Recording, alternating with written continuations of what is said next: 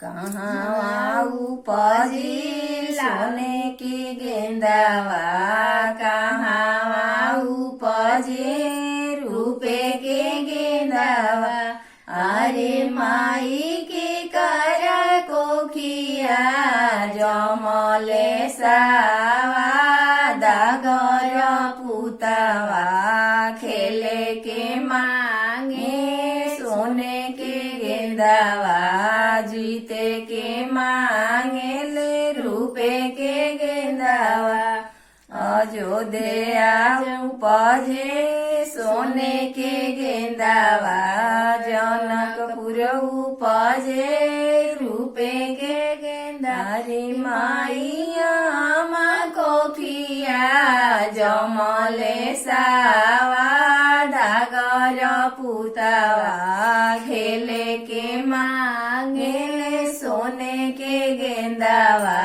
जीते के मांगे ले रूपे के गेंदावा। हौसले राजा दशरथ मुहे डाले पान के बीरावा। अरे धनी तोहारा कोखिया सोनावा मोराई दो जाही रे कोखिया।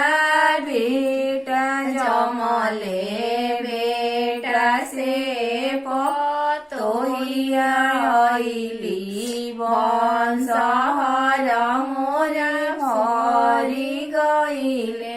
रोएले जनैयारी खे मुहे दे रुमाल रोहले।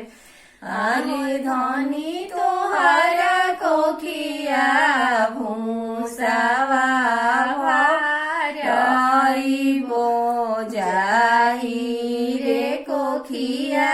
धिया जमली धियावा से दामाद आइले, वंशहर मोरा सुन भइले।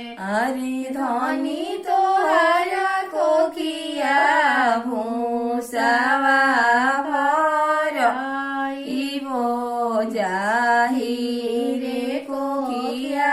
धिया जमली धियावा से